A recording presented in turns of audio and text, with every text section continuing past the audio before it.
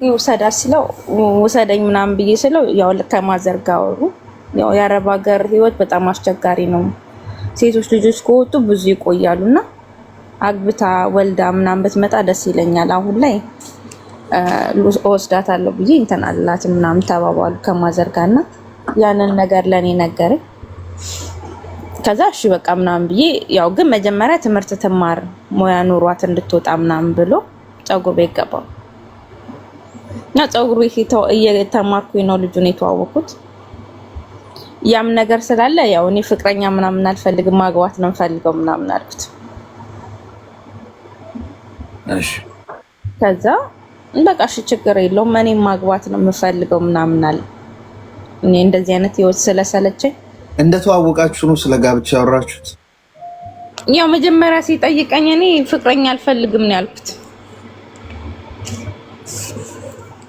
አላማዬ ማግባት ስለነበር ፍቅረኛ አልፈልግም ምናምን አልኩት። ምኑ ነው ማለት? በጣም ቆንጆ ነው። እሺ ያው እኔ እንትኑም ላይ ሳይሆን ትኩረቴ የነበረው ወደ አረብ ሀገር ለመምጣት ስለሆነ ማግባት ነው። ከዛ በቃ 2 ወር እንደዚህ እያወራን ቆየን። በ2 ወራችን ሽማግሌ ተላከ።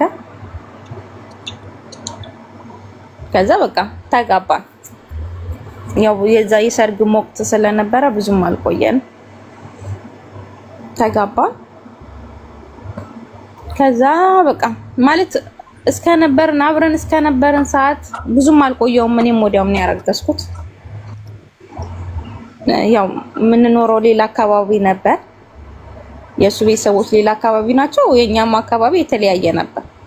እኔ ናዝሬት ሳትጋቡ ያረገዝሽው? ላላ አረ ሽማግሌ ተልኮ ምናምን በስነ ስርዓት ነው የተጋባን። እሺ እና በቃ ባህሪው በጣም ደስ የሚል ነበር። ያው እስከ ተወሰነ ጊዜ ማለት ነው።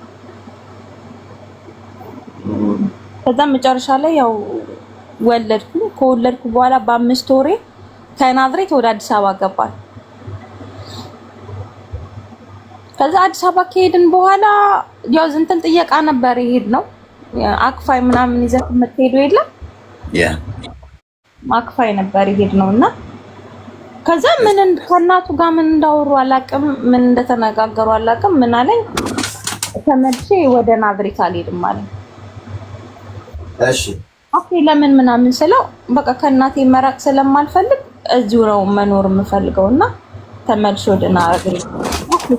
ችግር የለውም ቤት እንከራይ እቃህንም ያው የልብስ ቤት አለው ብዬ ከለ ያሉትን ነገሮች አስተካክልና በቃ ችግር የለውም ቤት ተከራይተን እንትን እንላለን፣ ይሄ ያጣላን ምናምን አልኩት። እሺ ምናምን አለኝ። ለካስ መጀመሪያም የቤቱን እቃዎች ምናምን ሸጦ ጨርሷል። እኔ አላቅም ምንም ነገር የለም። እሺ በቃ ችግር የለውም እሸጣለሁ። እሺ ቤት እንከራይ እቃችንን ምናምን እስከምናመጣ እዚሁ ነው የምንቀመጠው ምናምን አለኝ።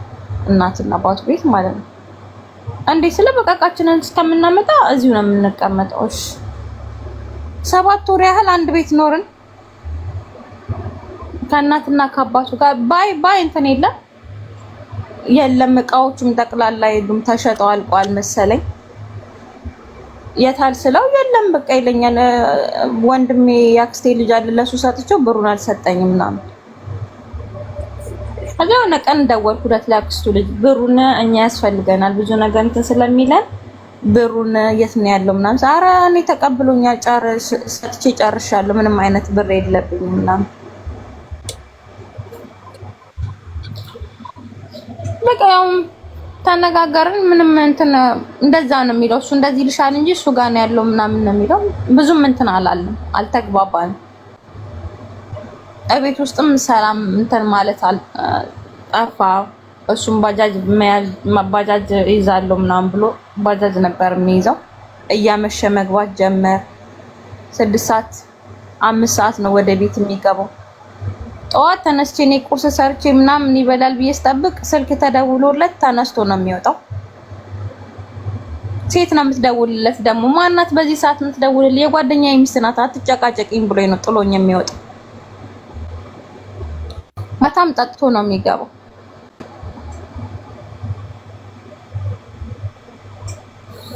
በቃ ብቻ እንትን ህይወት የሚያስጠላ ሆነ። ቤት መተው ሴቶች ይጠሩታል።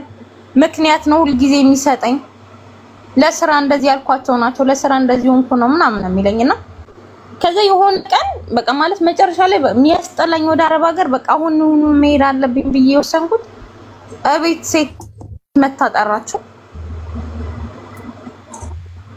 እቤት መታ ሴት ስትጠራው ተከትዬ ወጣሁ እና ደንግጧል። እሱም ደንግጧል፣ እሷም ደንግጣለች። ከዛ ምንድነው ማናት ቤት ድረስ መታ የምትጠራክ ማናት ምናምን ብዬ ስለው አይ የጓደኛዬ እህት ናት፣ ባጃጇን እኔ ስለያዝኩላቸው ምን ሆነህ ነው እንትን የማትለው ሊሉኝ ነው። ሰሞኑን ሌላ እሷን ቀይሬ ሌላ ስለያዝኩኝ ለምንድን ነው የማሰራው ብለው ቤት ልከዋት ነው ምናምን አለኝ። ኦኬ ምናምን ብዬ ዝም አልኩትና የሆነ ቀን በጣም ጠጥቶ ሲመጣ ግን ያልተዋጠልኝ ነገር ስላለ በጠይቅክ ደስ ይለኛል። ልጅቷ ያቺ ልጅ ቤት መታ የጠራችክ ምንህ ናት ምናምን አልኩት ማለት ነው። ወይ እሷ ልጅ እኮ ዱባይ ሄደች ምናምን። እንዴት ታወቅ አንተ? አይ ጓደኛዬ ልብስ ዘንጦ ምናምን ሳየው እንዴ ከየት ነው እባክህ ምናምን ስለው ሲስተር ብር ልካልኝ ብሎ አለኝ። ከዛ በሌላ ቀንም ድጋሚ ስለው ብዙ የተለያየ አይነት ቃል ሲነግረኝ እንዴ ባለፈው እንደዚህ አይነት ንግግር ተናገርክ፣ አሁንም እንደዚህ አይነት ንግግር ምናምን ቢል ሲናገረው አቧት ጨቃጨቂኝ ምናምን ብሎ በዛ ንግግር እኔን አነቀኝ ማለት ነው። አነቀኝ? አዎ አነቀኝ። አንገቴን እንደዚህ አንቆኝ ምናምን። ከዛ ልጄ ናት እንደውም ያተረፈችኝ። እኔ ዛን ቀን ሟች ነኝ ብዬ ነበር ማስበው። ልጄ ናት ያተረፈችኝ አልቅሳ ምናምን። ያው እናቷ አንድ ቤት ነው የምንኖረው ብዬ ሄለ ሳንስማማ ስንቀር ጓዳውን ለብቻው ነው ተከፍሎ ስቀመጥ የነበረውና ስታለቅስ ምናምን የወደቀች መስሏቸው መስኮቱን ከፍተው እንትን ሲሉ አንቆኛል። ከዛ ሰው ሊገልብኝ ነው ይሄ ልጅ ምናምን ብላ እናትየው እንትን አለች፣ ወጣች። እሱም በመስኮት ዘሎ ጥሎ ሄደ።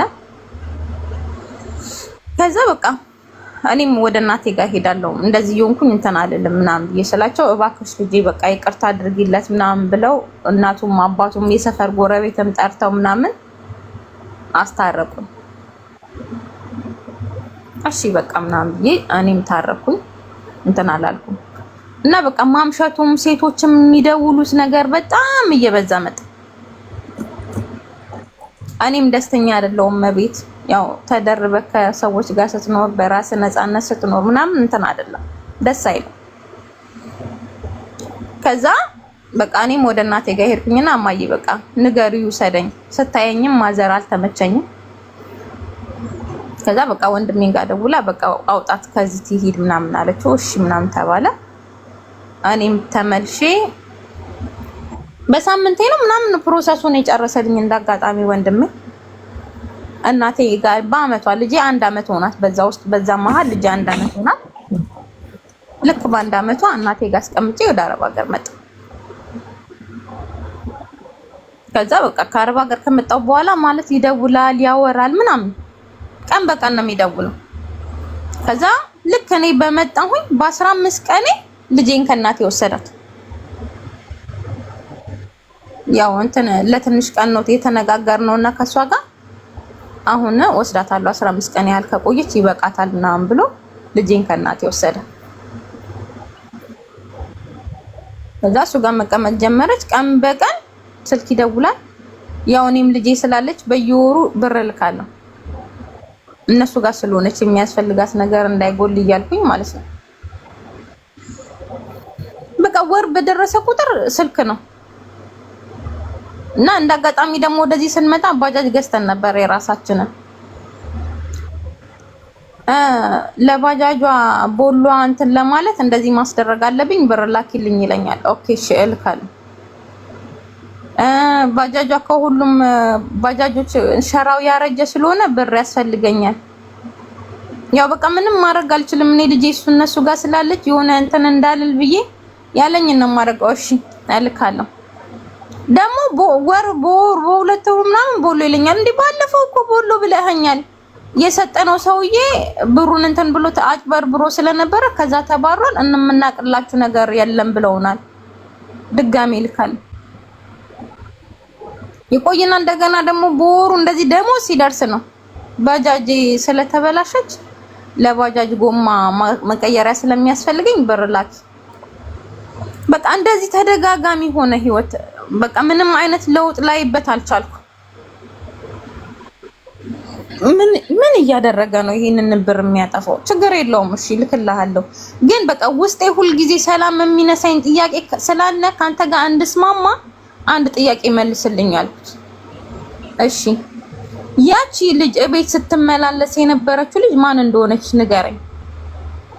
በቃ እኔም ሰላም አገኛለሁ ከዛ በኋላ ምናምን ስለው ወይ እሷ እኮ በቃ እኔ ምንም አልጣላህም፣ በቃ ያው እምልልሃለሁ በልጅ አልጣላህም፣ ግን ማወቅ ስለምፈልግ ብቻ ውስጤ ሰላም እንዲያገኝ ስለምፈልግ ብቻ ያቺ ልጅ ማን ናት አልኩት። ፍቅረኛ የነበረች አለኝ።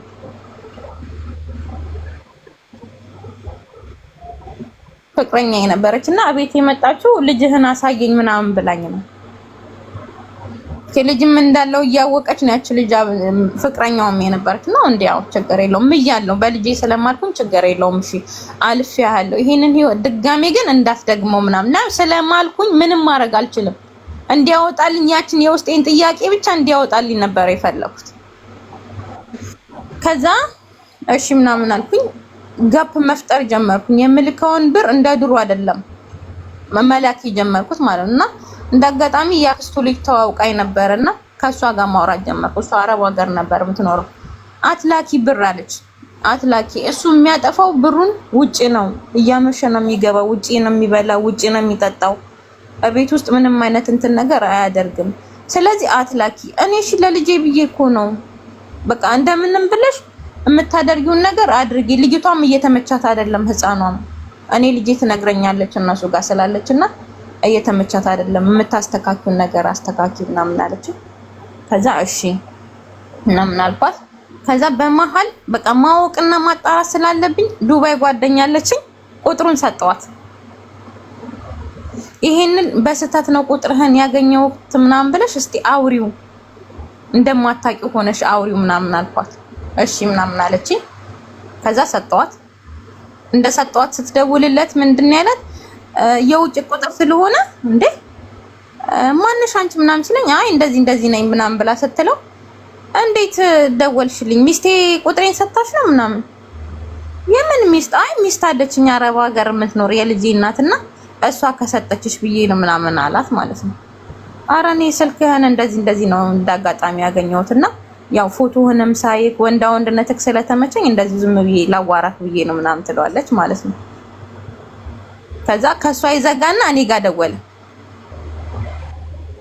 ስልክ ቁጥር ለሰው ሰተሻል እንዴ እኔን ምናምን ሲለኝ እንዴ የምን ስልክ ቁጥር እኔን ለማንም አልሰጠውም ማን ደወለልክ ምናምን ስለው እኔ እንጃ የሆነ የውጭ ስልክ ቁጥር መስሎኝ ነው በቃ ተሳስቼ ይሆናል ምናምን አለኝ ማለት ነው። ኦኬ እንደዛ ከሆነ እሺ ምናምን ብዬው ከዛ በስንተኛው ቀን ያው እያወራት እንደሆነ አውቃለሁ። በስንተኛው ቀን ደወለና ያ ቁጥር ግን ማን ነው ምናምን ስለው ወይ የኢትዮጵያ የግርግዳ ስልክ እኮ ነው። ልጅቷ ጋር ደውላ ይቅርታ አድርግልኝ ወንድሜ ጋር መደወሌ ነው አንተ ጋር የደወልኩት ምናምን ብላ ይቅርታ ጠየቀችኝና የኢትዮጵያ የግርግዳ ስልክ ነው ምናምን ወይ እንደዛ ከሆነማ እሺ ጥሩ ምናምን አልኩት። ከዛ በቃ ከልጅቷ ጋር ማውራት ጀመረ። ጠዋት ተነስቶ ምን በላሽ ምን ጠጣሽ በቃ ወደ ፍቅር እንትን ውስጥ ልጅቷን እያስገባት እሷ ያወራት በቃ የሚያወራትን እንዳለ ደግሞ የሚጽፍላትን ለኔ ትልክልኛለች። ያው የሚጎዳኝን ነገሮች አትልክልኝም ማለት በቃ እሷን ይጎዳታል ብላ የምታስበውን ነገር አትልክልኝም። ያው ግን የሱን ማንነት እንትንን የሚለውን በትንሹ ለኔ ትልክልኛለችና ከዛ ረጅም እየሄዱ ሲል በቃ ልጁ እንትን እያለ ነው የተቀየረ ስለሆነ ጸጋይ እዚህ ጋር ያቁምና እንትን እንበላለች በቃ አንንገረው እውነቱን በቃ እዚህ ጋር ያቁም ይሄ ጨዋታ ምናምን አለች። እሺ በቃ ችግር የለውም አልኳት። ግን ትንሽ ቆይ ልጄን እንኳን እናቴ ጋር እስከምትሄድ ላስተካከል ምናምን አልኳት። በዚህ መሀል ልጄ 2 አመት ሞላት ማለት ነው።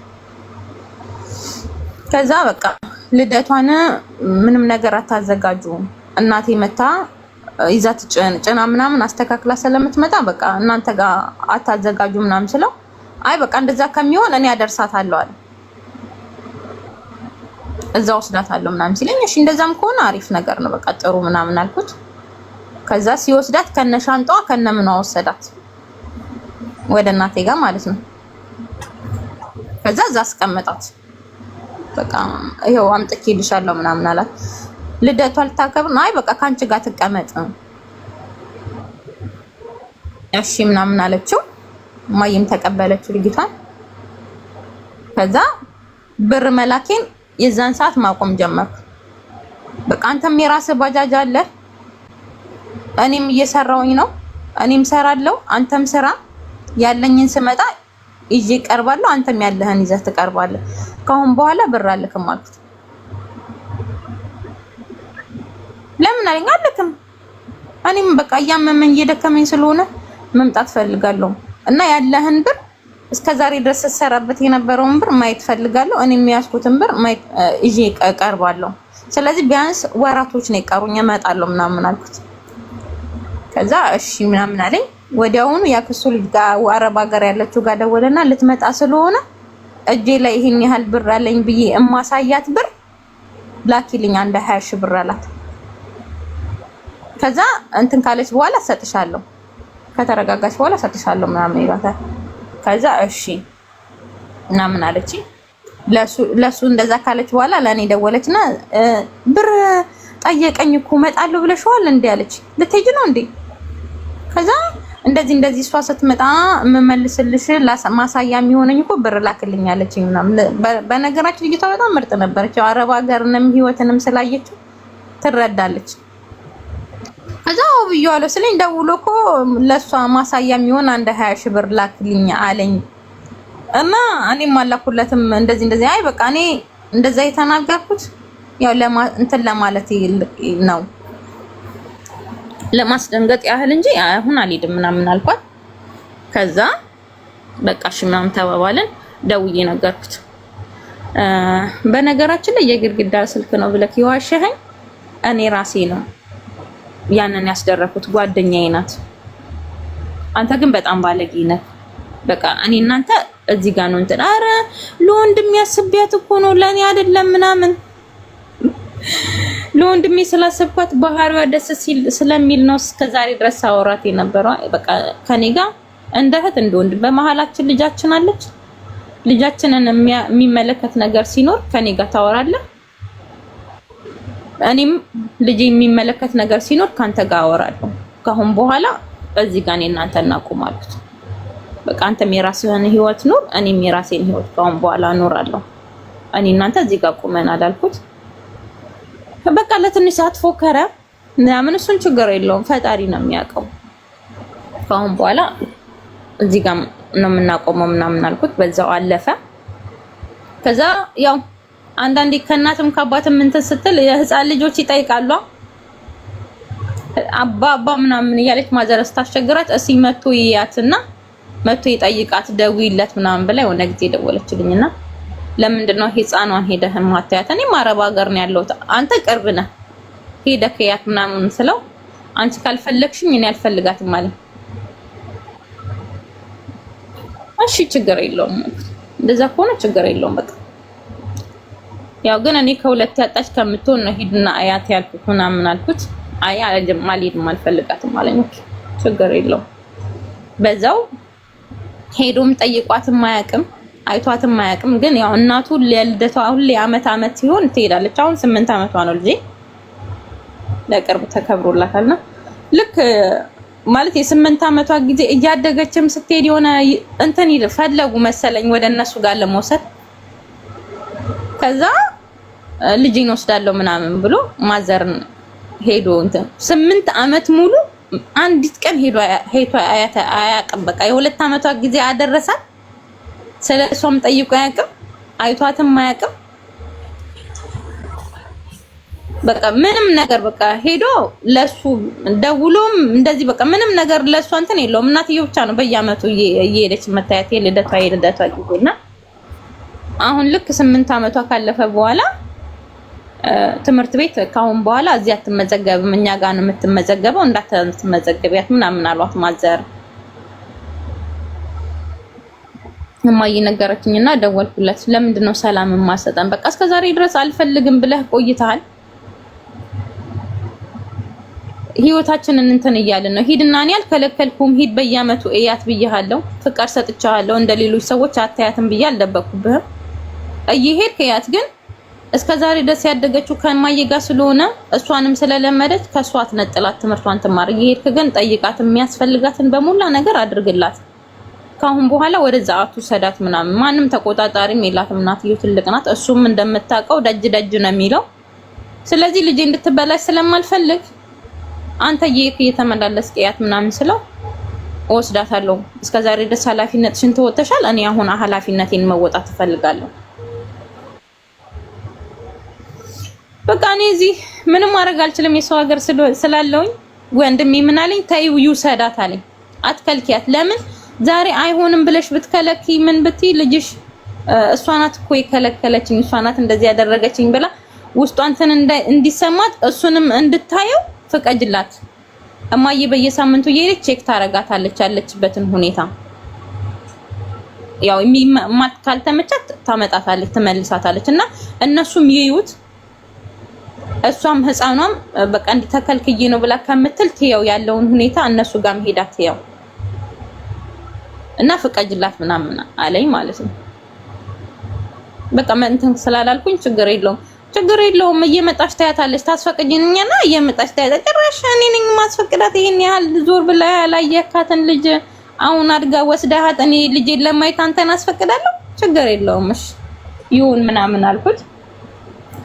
ከዛ በቃ በዛ መሀል እናትየውም ሳወራት ምናምን ልጄ በቃ ሰላም ፍጠሩ፣ ያለፈው አልፈዋል ምናምን ትለኛለች። ለምን እየሄደች በቁጥር እኔ በጣም አሪፍ ቤት ነው የሰራሁት።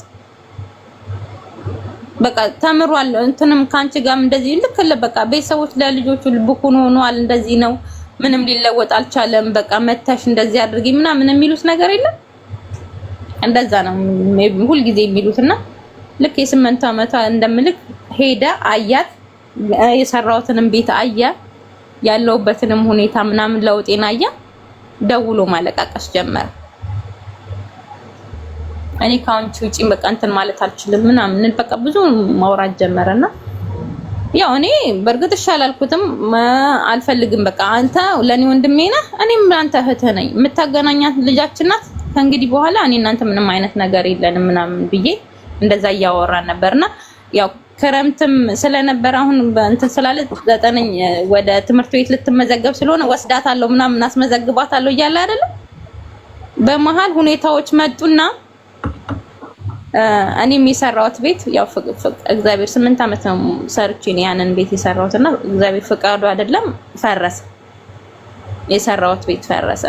ያው በመንገድ ልማት የሚል እንትን ቤት ፈረሰና ያ ነገር መፍረሱን ምናምን ሲሰሙ ሁሉም ጠፉ እላለሁ። አሌክስ ልጅቷንም ወስዳታለሁ ያሉትን ሀሳብ ቀየሩ። ድጋሚ መደወሉንም አቆመ። አሁንም ልጄም እግዚአብሔር ይመስገን እናቴ ጋር ነው ያለችው። እና ይሄ ነው የኔ ታሪክ። ምንድን ነው የምትፈልጊው አንቺ? እኔ በቃ ምንም ልጄን ማሳደግ ብቻ ነው የምፈልገው። አብሬ ተመልሼ መሆን አልፈልግም። ስለዚህ ምንም መርፌ አያስፈልግሽም እኮ አንቺ ኦልሬዲ ጨርሰሻል። ደስተኛ ነሽ አሁን ባለሽበት? እግዚአብሔር ይመስገን። በአንድ ወር ትውውቅ ትዳር ውስጥ ይገባል? ያው የኔ ስህተት ነው የሚሄድም የዓላማ ጉጉት ምናምን ስለነበረኝ ነው። አሁን ላይ ያው ተመረኝበታል። ስህተት እንደሆነ አውቄያለሁ። ጥሩ እንዳልሆነ ስላወኩኝ ያው ሰዎችን መማሪያ እንዲሆናቸው ብዬ ነው ይሄንን ነገር ልናገር የገባሁት። ስለዚህ ያው ጥሩ ነው ያለሽበት ሁኔታ። ዋናው ነገር ደህና መሆንሽ ነው። አሁን ያለሽበት ሁኔታ መጨረሻዬን አሳምርልኝ ነው ለሚባለው። ብዙ ጊዜ ሰው መጀመሪያው ሲያምራል መጨረሻዬን አሳምርልኝ ነው። ያው ዞሮ ዞሮ መጨረሻው ታማኝ ባል ብታገኝ ገብቶሻል። ጥሩ ሰው ቢሆን ያ በጣም ጥሩ ነው። ይሄ መፈተን ምናምን ደረጃ መድረስ አልነበረብሽም። በቃ ኦልሬዲ ፍቅረኛ የነበረሽ ካለሽ እና በላይሽ ላይ እንደደረበ እንደማገጠ እንደወሰለተ እንደሰረቀ ካወቅሽ ማባረር። እንደዚህ አይነቱ ሰው ጥሩ ልብ አይገባውም። ንጹህ ልባችሁን ለማን መስጠት እንዳለባችሁ ማወቅ ነው ትልቁ ትርፋማነት ማለት በህይወት ውስጥ። ልባችሁ ለማን ይገባል? የማይገባቸው ሰዎች ልባችሁን ሰታችሁ ነው ችግር ውስጥ የገባችሁ ያላችሁ። ስለዚህ ያው ከአንቺ ታሪክ ብዙዎቹ ይማራሉ እዚህ። ቴንክ ዩ እሺ፣ መተሽ ስለነገርሽ። እሺ እና አሌክስ የኔ ማለት አሁንም የመቆየት እንትኔ ማርያምን ልጄ ናት። እኔ 8 ዓመት የሰራሁበት ምንም አንድ ብር የለኝም አሁን ሀገር ላይ ማለት ነው። አንድ ብር ያን ሁላ ሰርተክ ያንን ቤት ሲፈርስ ያለ ምንም እንትን ያፈረሱት ማለት እንትን አይሰጡህም። መሬት ምናልባት በጣም ትልቅ መሬት ነበር የነበረኝ 105 ካሬ ሰጥተውኛል፣ ግን የቤቱን ካሳ አልሰጡኝም። ያው እንትንም ስላለና ወደ ብዙ ነገር ሰው ልጅ ጥሩ ነው ያለሽ። እግዚአብሔር ይመስገን። ዋናው ነገር አሁን ያለሽ ትርጉም ልጅ ስላለ ትኖራለህ። እግዚአብሔር ይመስገንና ያው አመሰግናለሁ። እናመሰግናለን። እኛም አስቸጋሪ ነው። ትፈትናላችሁ። ከዛ በፈተናው ሰውየው ሲወድቅ ይዟችሁ ገደል ይገባል። በነገራችን ላይ ከላይ ከስሜ ጎን ያለውን ልብ ቅርጽ ምልክት ይነካችሁ ሜምበር ሁኑ። እሺ ሜምበር ሁኑ። የዚህ ቤት አባል ሁኑ። ሜምበርሺፕ ይባላል። እሺ ሄሎ ይሰማል? ሰላም ነው? ይሰማል። ጤና ይስጥልኝ። ይሰማል? ይሰማል። እንኳን ደህና መጣሽ። በሰላም ቆያችሁኝ። ሰላም ናችሁ? ድምፅሽ እየራቀብኝ ነው። ምን እንታዘዝ? አሁን ይሰማል? አይ በይሰማልና አይሰማም ጨረስ ነው ሰዓቱ። ይሰማል። የእኔ እናት ይሰማናል ድምፅሽ።